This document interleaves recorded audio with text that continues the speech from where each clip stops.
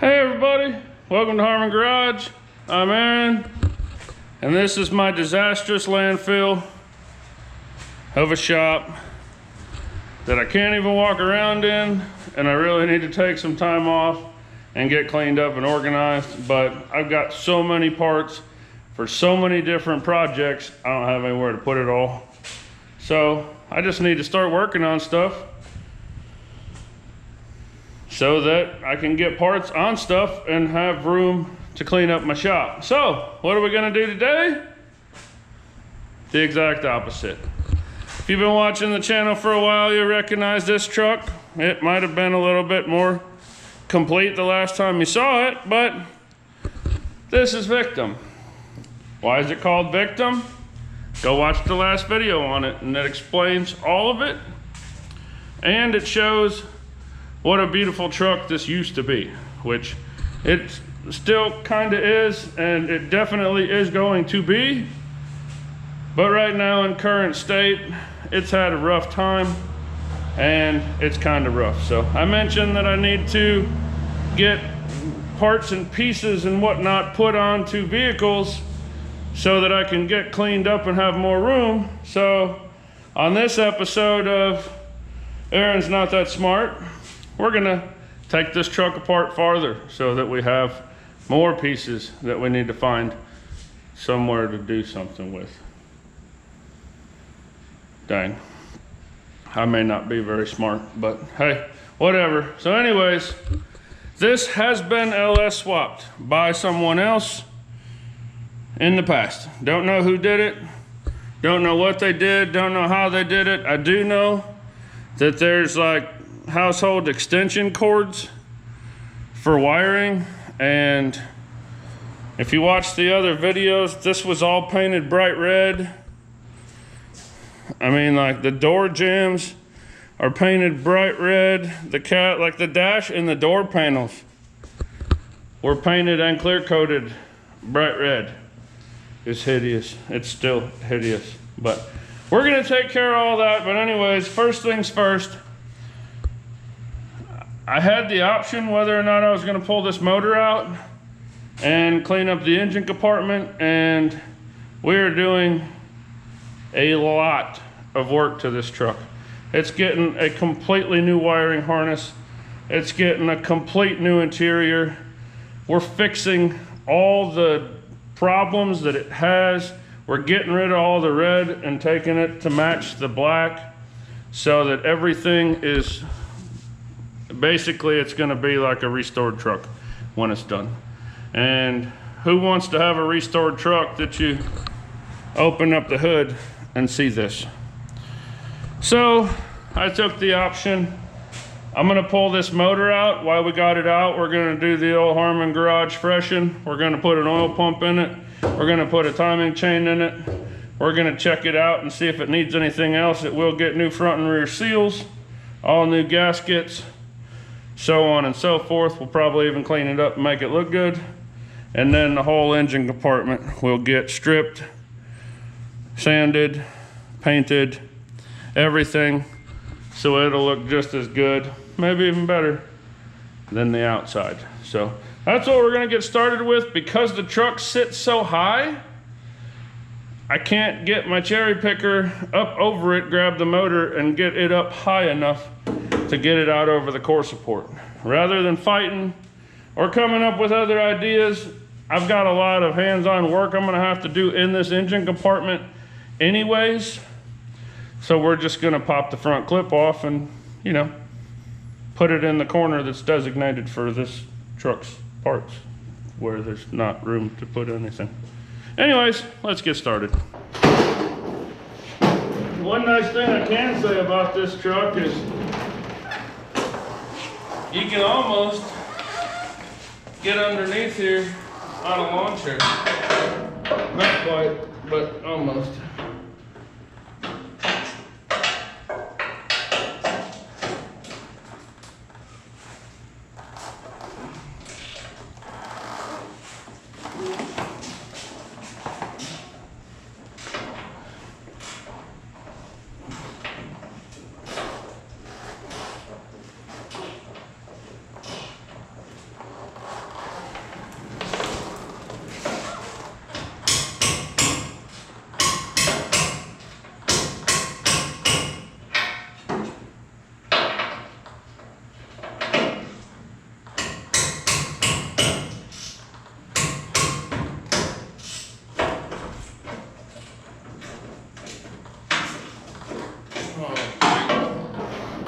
Just what I wanted.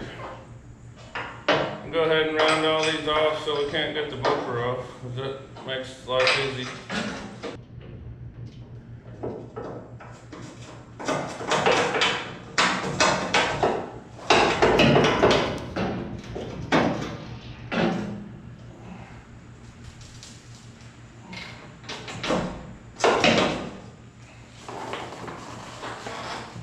This is gonna be fun. Okay, well, it's been a while. I think I've got it.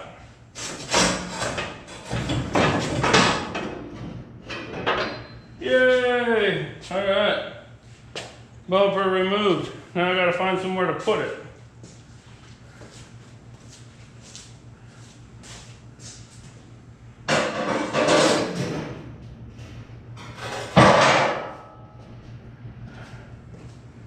For the sake of time right now, it seems like a good spot. This should be unbolted, unless there's another bolt that somebody didn't tell me about.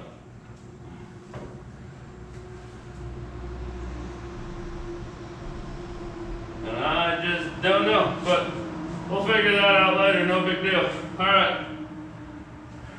I went ahead and took this bottom bumper filler piece off because it made it easier on me getting the bumper off, so it's gone. Next thing we're gonna do is go up along here. If they got put in, there's one, there's one. There. Okay, so about half of them are there. But up inside here, the inner fenders bolt to the outer fenders along this lip. And I will caution you to be very careful when you're taking these out, because if you break the clips in the fenders, buckle up, Buttercup. You're in for a ride of your life. We're going to make sure that they're nice and loose before we use power.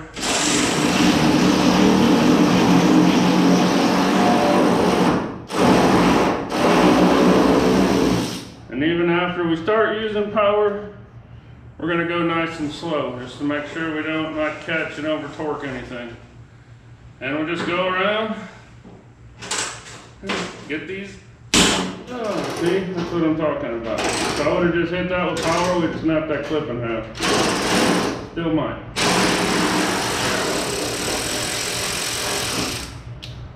Alright, got another one.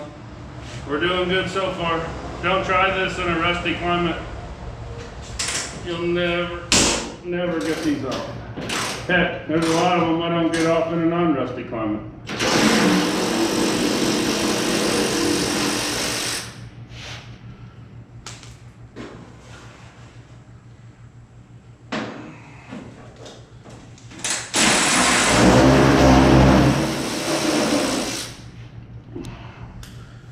Not even going to say anything because I'll jinx us. So we're just going to keep on going.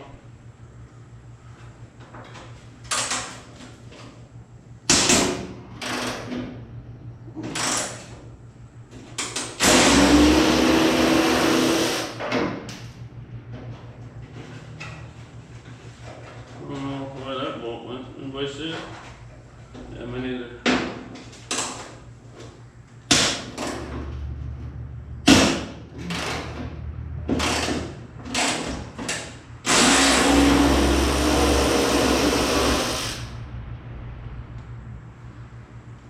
I just keep seeing more and more stuff on this truck that just makes me sick to my stomach. I can't believe anybody even did that. And I'll bring you guys, once I get this fender taken off, I'm gonna need a little break for water anyways. So I'll bring the camera in close and start showing you guys some of this stuff that I'm finding, but it's making me sick to my stomach. It's sad to me that this truck was even on the road like it is. And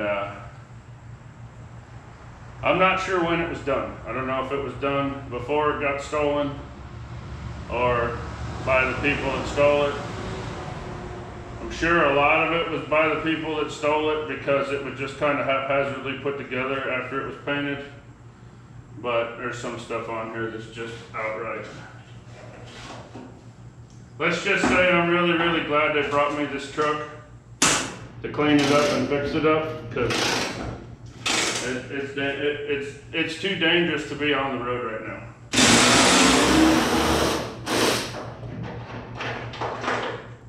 All right, we got all those out. Now I'm not going to be able to get the camera in there because it's too high. Well, I probably could, but you guys will get the gist of it anyways.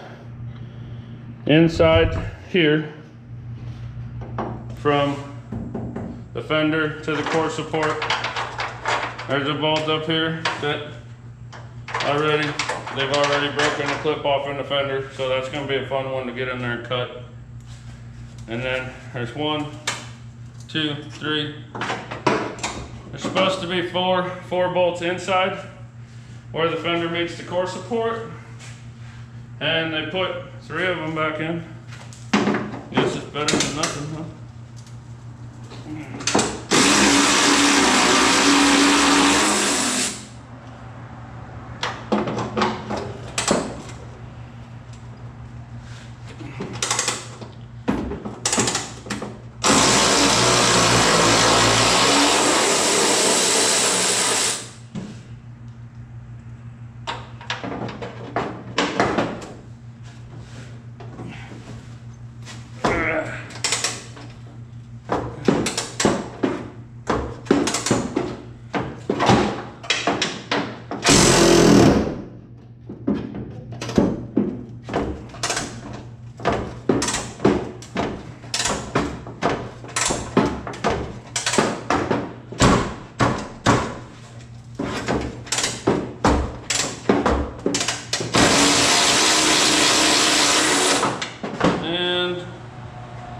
Pretty sure that was broken too.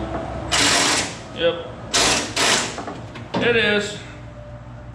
All right, so I'm not gonna make you guys watch me fight that. And when I say fight it, I mean it's a heck of a fight. So I'll get those 2 bolts out because we can't do anything else till we get them out. Once I get those out, we'll move along.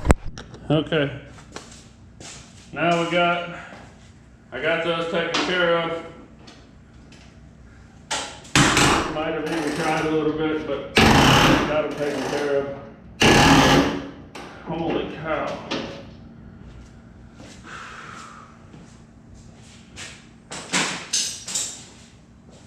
Anyways, those were 5/16 bolts. They take a 1/2 inch. There's 1 bolt here, 1 bolt you can see here, and 1 bolt up underneath in the backside. That's what holds the back of the fender. This is where all your shimming and fitting and your in and out and forward and back and all that, that's where that comes into play. I'll go over that in another video when we're putting it all back together, and I've probably gone over it in tons of videos already. But I'm gonna get this one, the one underneath out, and the fender, unless I miss something, should come right off.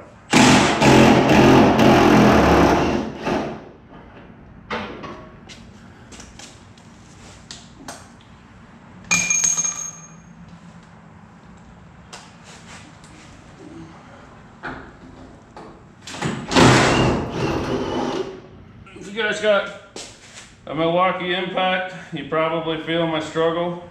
I absolutely love this thing. Tons of power, battery lasts forever, whatever, but that little O-ring that holds the dang attachments on, not good. I got a friend that's got the same Impact, same setup, same everything. He loves it as much or more than I do. He's even ordered a new ring for that, put it on, still has the same problem, so I'm not sure what it is. Now, just like that, it comes right off. And then I gotta find somewhere to set this. For the sake of time, right there's good. All right, I need to take a break, get some water, whatnot. I'm gonna walk you guys around with the camera and show you some of the less than desirable stuff I've been telling you about.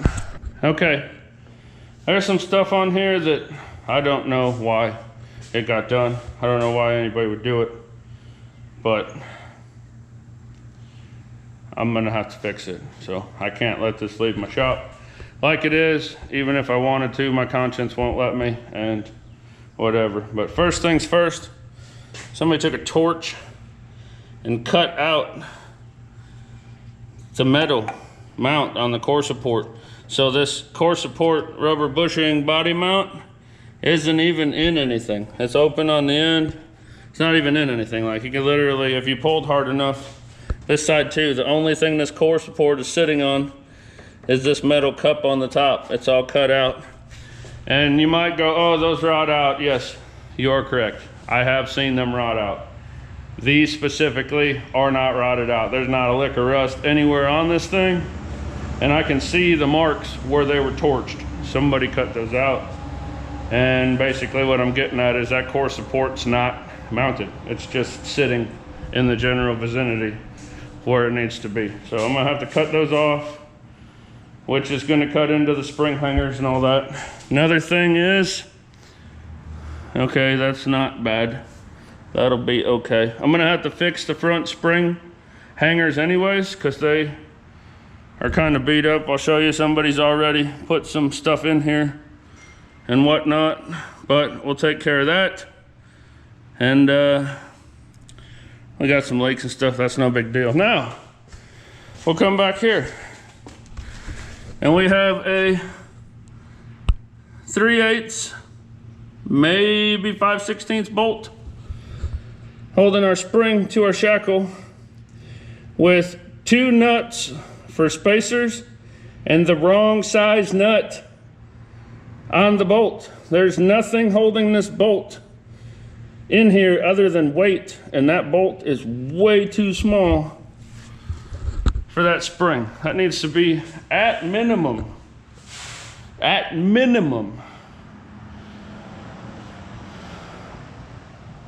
1/2 inch bolt, if not 7/16, or not 7/16, 9/16. 1/2 inch minimum, 9/16 optimum. So yeah, that's just some stuff that I've noticed why I was taking the 2 pieces off that I've gotten off. And I'm sure there's more, so if I find it, I'll fill you in. And I'm not doing this to bash anybody, and I'm not doing this to make myself feel better than somebody else. I'm doing this so if you're building a truck that you just got from something, somewhere, some who don't know nothing about, just because it looks pretty on the outside doesn't mean it's pretty on the inside. So make sure you check on these things when you get them, especially lifted stuff. You'd be surprised people go out there and put lifts on stuff that don't have no business working on anything to begin with, and then they just do whatever they got to do to make it go together, and it lasts long enough to hurt somebody. So anyways, let me get back to the task at hand. There's 3 5/16 bolts that holds the front of this inner fender. There's 2 3/8 bolts. One's already missing, so there's only one on this particular model that takes the back of the inner fender off. I'm gonna take those bolts out, get that off. I'm gonna go over, do the exact same thing on the other side, fender, inner fender. Then I'll bring you guys back and we'll get this core support out of our way, which shouldn't be very hard. I probably don't even have to take the bolts out. So here we go. As promised, told you guys I would bring you back for the core support. So, in general YouTubing fashion, I went to look at the fasteners on the core support to see what tools I was going to need to take it off, so I didn't go, hey, we're going to take the core support off, and then I have to walk the toolbox, get tools, yada, yada, yada. And in my search to find out what size tools I needed to get the core support off, I found out that core support was being held down by the fenders. There was bolts in there,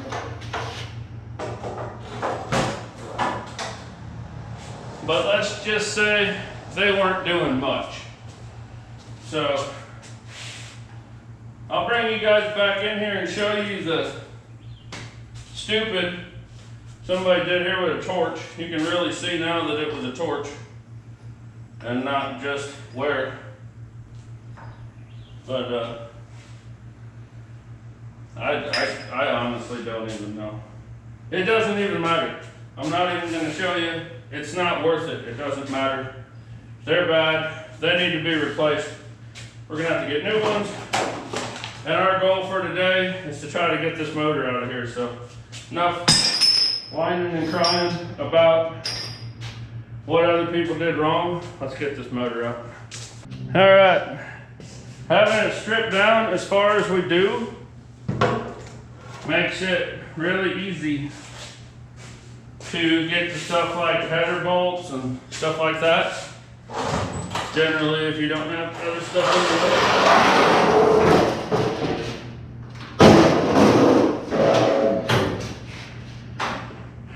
And you can just get down here like so with an extension. And then, you know, go get the right size tool. Get in there carefully without breaking any off, hopefully. Get these header bolts out.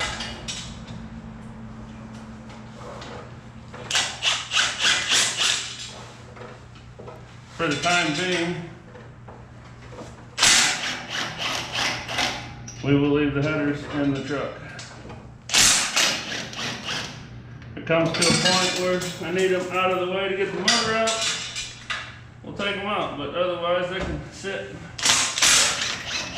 right where they are. Okay. Got all of them out of that side. No broken bolts. No problems.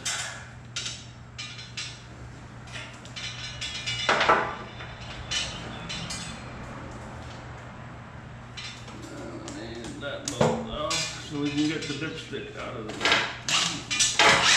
And it's a different size too. So I'll forget about that and then go, oh crap, when I'm trying to do stuff.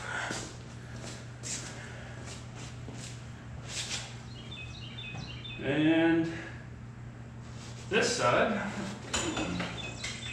with the exception of one bolt, somebody broke a bolt in there and didn't fix it right, so we'll fix that. But like I thought the other side should be, these are all 10 mils.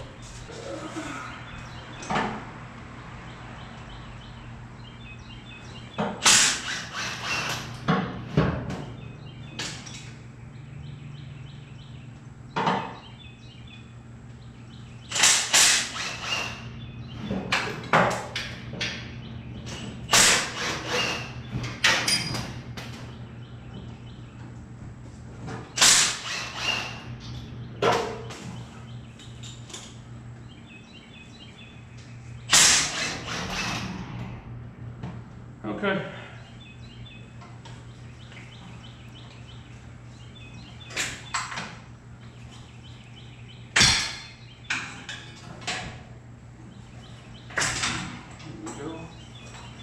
Pull the spark plug wires off.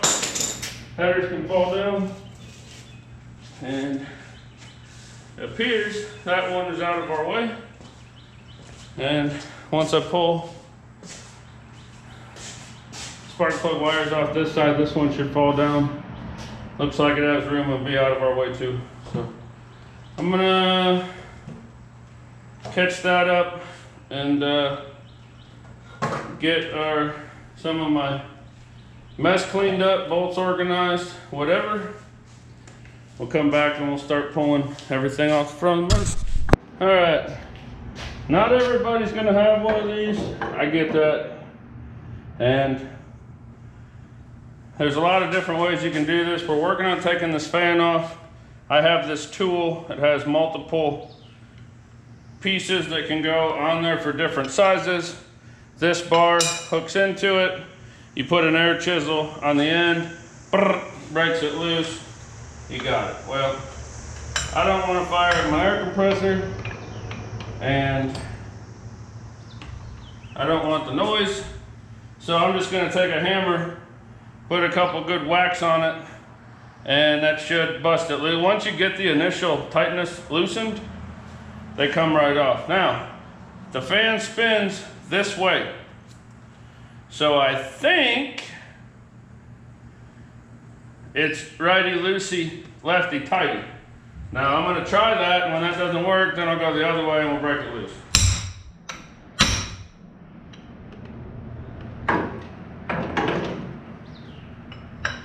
Also, you can do this with air chisel with just a bit on it. You can grab the end of the hex and it'll pop it loose. And you can do it with a hammer and chisel if you want to too. That doesn't seem like it's going anywhere, so like I said, probably the wrong way. We'll switch it around.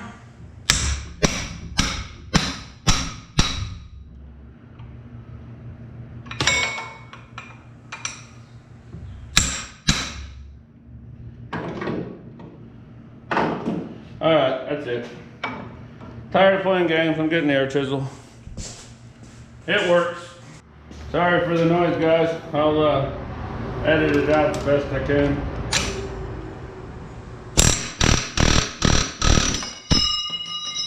Just like that. Spins right off. Now, I didn't show you guys, but when this fan is on here, you might be able to see right now.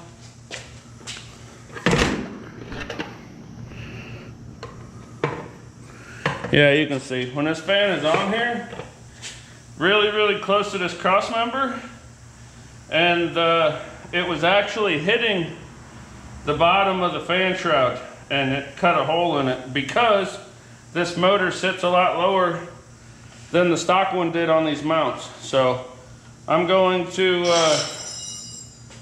get rid of the factory fan, and we're going to put electric fans on the radiator and do away with that problem.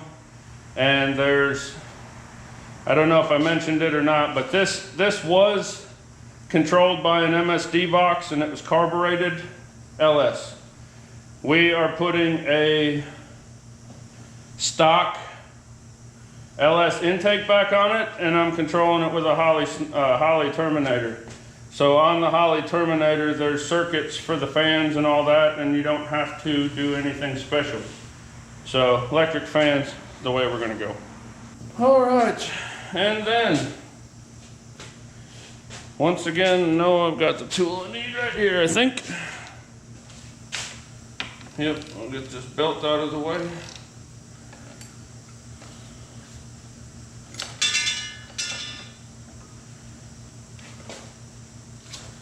This is,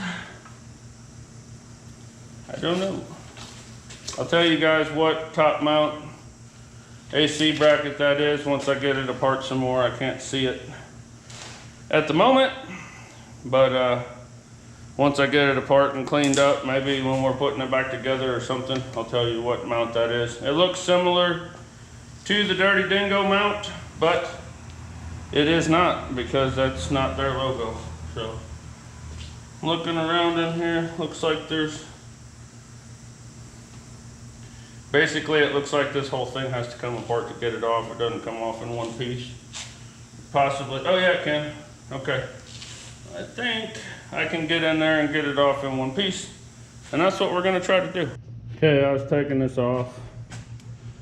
One bolt was already missing, which I don't know why. The hole's not boogered up or nothing. At least it doesn't look like it. Obviously, I'll fix it when it goes back together. The second bolt came out. The third bolt wouldn't move. Finally got it to move. Came out 2 or 3 threads, got tight. I ran it back in, I ran it back out, I ran it back in, I ran it back out. I was doing it by hand. Finally, it got stuck to the point that it stripped the socket, doing it by hand. So it's hard to show you in here, but I'm gonna go ahead and drill the head off of that bolt, and then we will get that off, and I'll have to drill it out or weld it out or whatever it takes to get it out. We'll retap that hole and put a new bolt in it when we put it back together. All right, all I did was went in there. There's a taper head bolt like this, exactly like this. I got a drill bit about the same size as the threads there, and I ran it down in there, and as you can see, it literally hit that. I got lucky. I'm not claiming I'm good or nothing. I got lucky. I drilled it perfect. It hit that first thread, and it popped that head of that bolt off.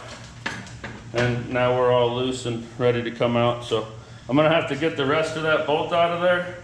I have that much sticking out, so at least I got something to work with, which is nice, and that's why I wanted to do it this way.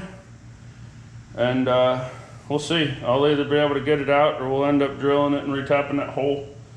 Whatever we have to do, we'll fix it, but pretty much that was the only way to get it, so that's what we did. All right. It's moving along, doing a little bit, showing you guys some, not showing you guys some, so on, so forth. Now, little trick to save you a big old mess. Get yourself a piece of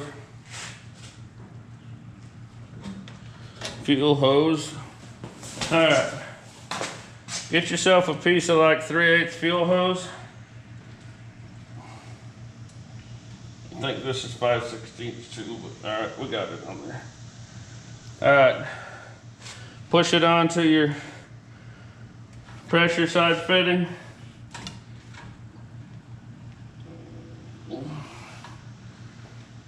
And then press it onto your return side fitting. And then when we take these brackets off and move this whole deal, these lines aren't going to be leaking all over us and on the floor and everything else. So 15 mil socket, zip, zip, zip, zip. One on the outside, that'll get a zip too. And yankety dankety. Alrighty, righty. One.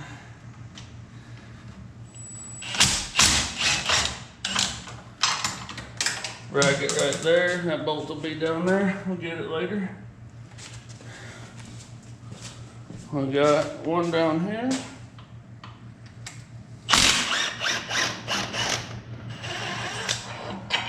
And then we got 3 here.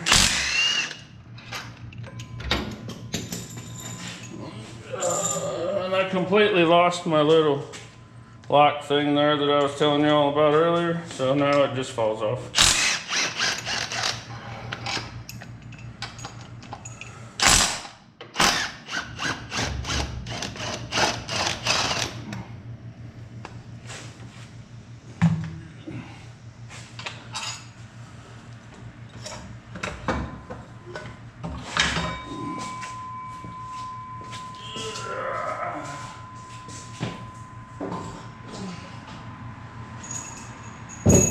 Okay, got that off. Next thing I'm gonna do is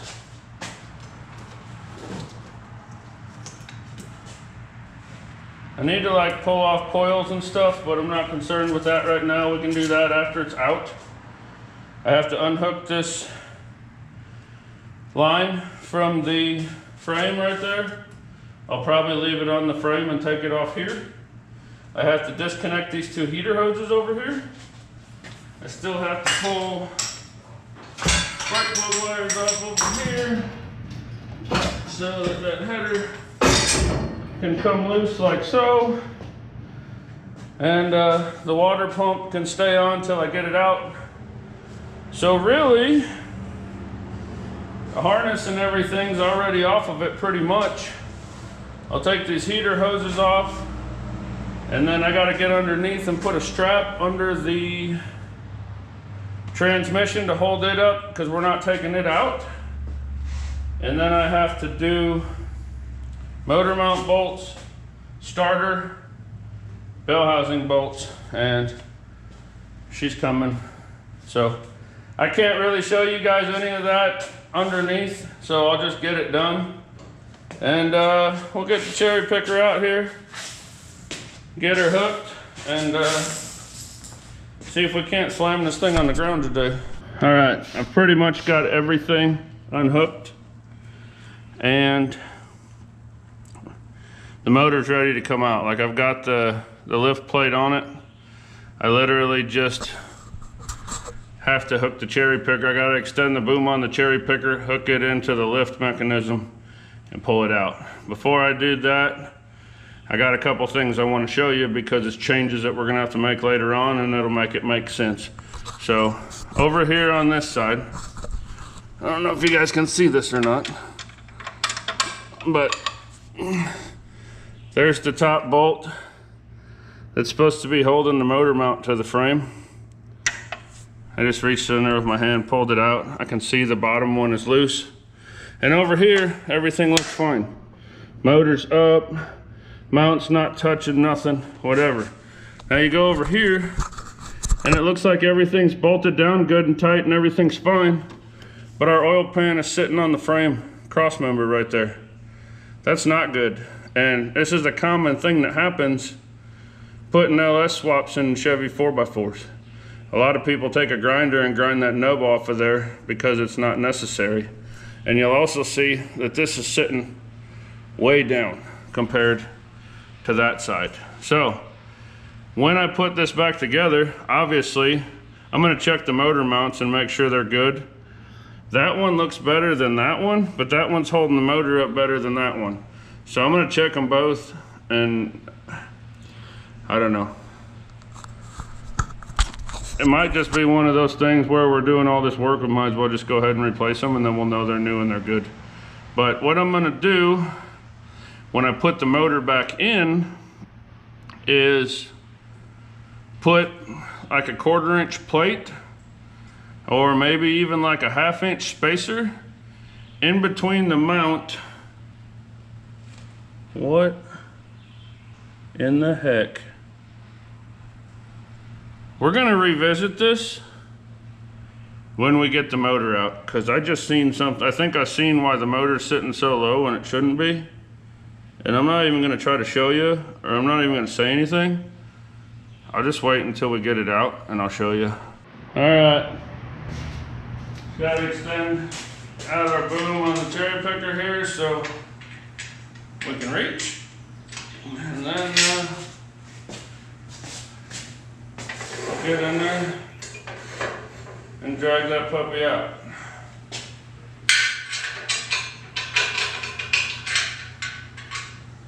It's humid today. I'm pretty proud of myself for the amount of work I've gotten done. Usually it gets too hot and I go home and cry. Not today. Trying to get some work done. Which is funny because Wednesday's always been my go pick my daughter up from school and not work anymore the rest of the day. Granted, it's summertime, so she's not in school, but habits are hard to break. And I put that thing on backwards again, but it's not gonna matter because I don't need the adjustment part anyways. But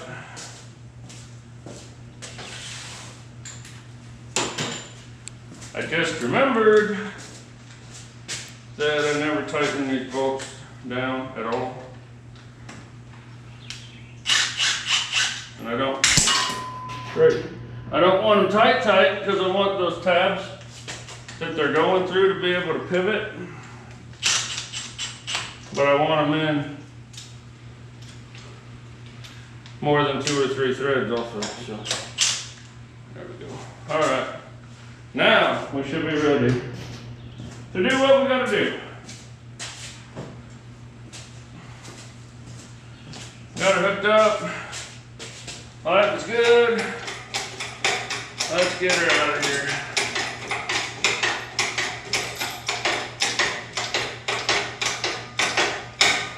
Right after I unhook us from stuff that's not coming out of the truck.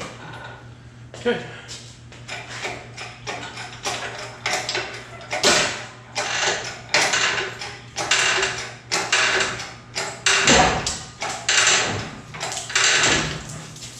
A little water. A lot of water.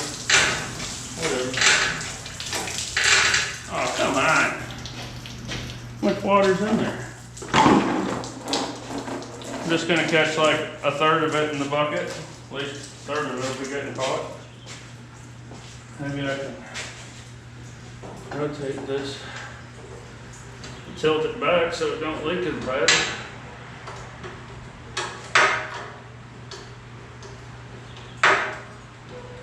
That'll help, I guess. Or maybe not.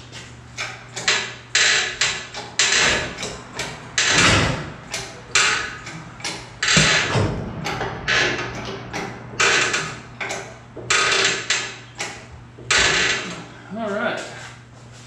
I believe we're unhooked from everything. Something just popped back. Yeah, tranny cooler line. Gonna replace them anyways. Because somebody, like this one, doesn't even have a flare on it. They just cut it off and stuck it in there. I'm not sure how, but anyways, this is exactly like I thought it was. And you guys aren't gonna believe this. Well, you might. I can't. But, okay, so it had a exhaust manifold gasket on one side and header gasket on one side and didn't have one on the other side. Okay. Learning something new. All right, I'm gonna bring you guys in here and show you what we got going on. And it's gonna be really easy to fix our motor height problem without having to mess with anything in there. Okay, so the reason the motor is sitting down, you can see where it's been wearing. Somebody may have cut it and it's wearing into the frame right there. Now, when you do an LS swap, usually you buy, there's 3 different types of motor mounts that I know of. There's like the plates that go up against the side of the LS block, and then your stock clamshells bolt to them, and they're adjustable. You can move it forward, back in, out, whatever you want to do. There is the kind that I like to use, which is like 1/4-inch plate or aluminum, and they have legs that come down off of them with holes in them, and they sit on your factory motor mounts. That's type number 2. Type number 3 is like a Tejas Steelworks mount or something like that, where they actually build a whole mount which moves your motor forward so that you can run the factory AC compressor and stuff like this. So with that being said, this is not one of those options. They literally took factory clamshells, not even sitting up against the block, top bolts going in crooked and cross-threaded that they drilled, and then they put a bolt in the center bolt in the bottom. Now, if you use like the plates with the clamshells, that picks the motor up like 1/2 inch, which is gonna solve this problem. And that explains why that motor looked like it was sitting down in there so far. So this is not safe. This is not okay. This is not recommended at all. Now you come over to this side.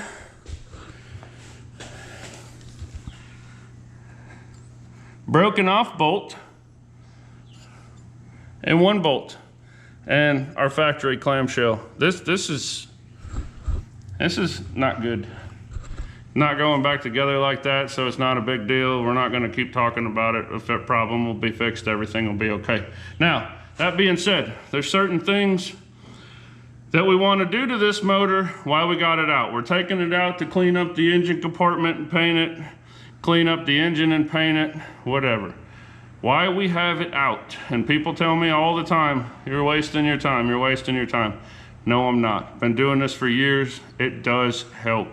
Does make a difference. We're gonna do a Harman garage rebuild on this motor. Harman garage rebuild consists of timing chain, oil pump, lifters if it needs it, lifter trays if it needs it, and front and rear covers.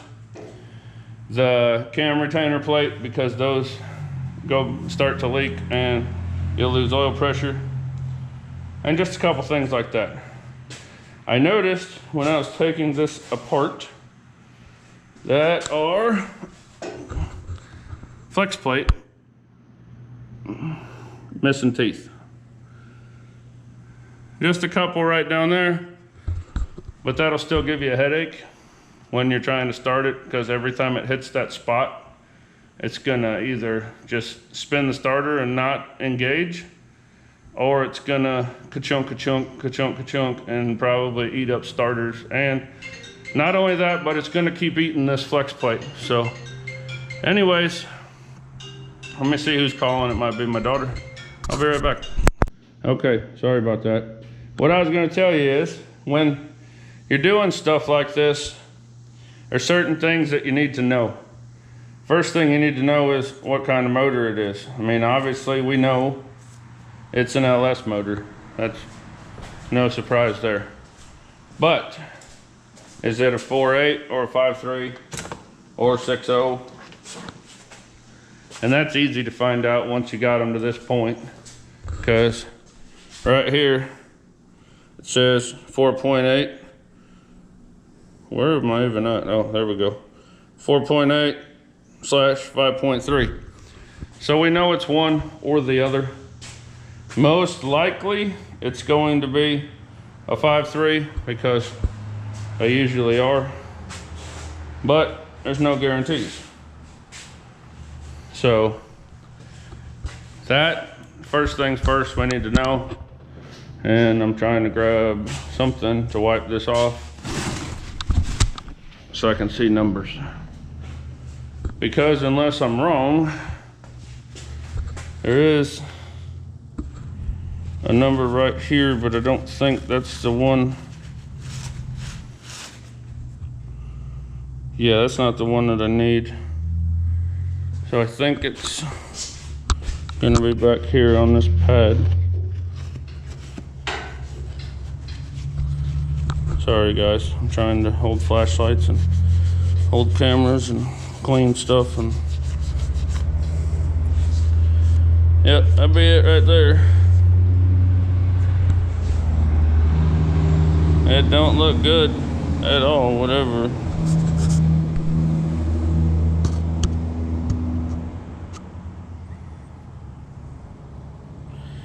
I can't even make it out, but I will find that out and I'll let you guys know. So you need to know if it's a 4.8 or a 5.3. I'm pretty sure this is a 5.3. It's got 862 heads on it. I'm gonna say it's a 5.3 for now. So that makes a difference when you order, like we're using a Terminator X on this motor. You need to know, you don't necessarily need to know that it's a 4.8 or a 5.3, but you need to look at this, which is gonna be your crank sensor. Some of them are black, some of them are gray, where the plug-in goes right here. Now I've already gotten under this truck and looked at this and found out that that was the black one, which means there's a 54 tooth reluctor wheel and like a 24 tooth or 27 tooth or something reluctor wheel, and that's what makes the difference. This is the black one. That's what we needed to know. Now, you also need to look at your intake. On your intake is your injectors. On your injectors is right there, you see, you got part numbers. When you go to order the Terminator, you need to know what style injectors you have, because the flow is different for the computer and the plug-in is different to plug the injectors in. That makes a difference, so you need to know that. Other than that, 6.0, 4.8, 5.3, they're all pretty much the same. You need to know which gen it is, if it's Gen 3 or Gen 4. This is a Gen 3. I can tell just by looking at it, which is like 2001 to 99 to 2003 or 4, something like that. I don't know, but this is a Gen 3. So I know that because we already figured it out, but you can tell by looking at it too. So Anyways, Gen 3 with the black crank sensor, which I think is the 54 tooth reluctor wheel. Could be wrong. Probably am wrong. Don't know. So anyways, we're gonna order a front cover, a rear cover, a cam retainer, a timing chain, an oil pump, new knock sensors and harness because this didn't have it.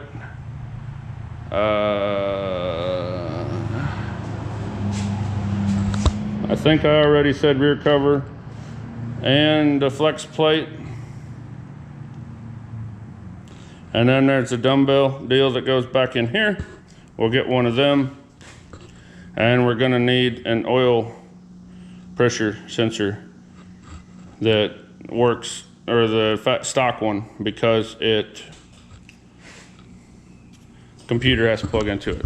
So that's all stuff that we have to order, but there's still a lot of other stuff that we can do. All that will be on a different video. I was going to pull those headers out the rest of the way after I got the motor out, because it'll make it easier to clean the frame up and everything else in there.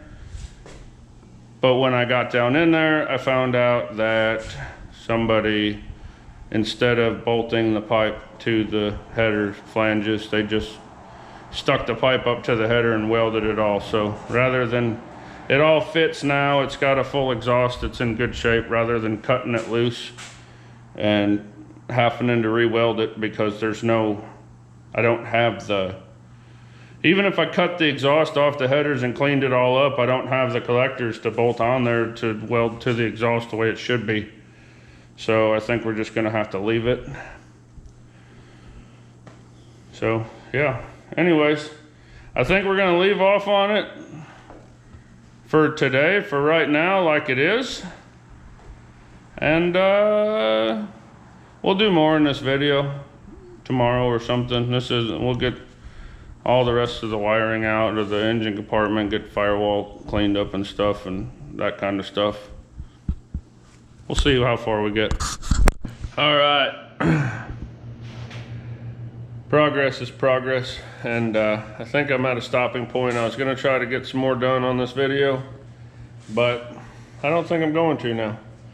I think we're gonna kind of wait. The owner of old Victim here asked, hang on just a second. Okay, sorry about that, the lens was all dirty. The owner of Victim here asked me, since it's already been LS swap, what would it take to put a 6.0 in it instead of the 5.3 that was in it? And I told him, not much, you know, as long as you buy the same gen, same reluctor wheels, the computer and the harness and all that stuff's still gonna work. So he's looking into doing that. And we might make some other changes. So that's it with the motor stuff. I got it sitting here on the floor. We may use this one, but from the sounds of it, probably not. I got a lot of cleaning up as far as firewall goes. It needs a thorough cleaning job before we paint it. Inner fenders are gonna need to be all cleaned up and painted. The fenders need to be cleaned up and painted on the inside, and we'll clean up and do this frame. For some reason, every 4x4 I ever come across, this is either cut or hammered or cracked and broken and just crap. So I'm gonna fix that up, because that's a necessity, it needs to be done. And yeah, whatever little wiring is still kind of hanging around out here, and the extension cords that are running wires to the back and stuff, they're gonna have to come off. I gotta pull all the wiring and everything out of the dash, get the gauge cluster out, all that.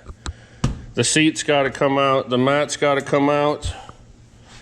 And then we're gonna start to prep everything. Everything that's red, inside, outside, inside of doors, everything that's red is going gloss black, or maybe flat black.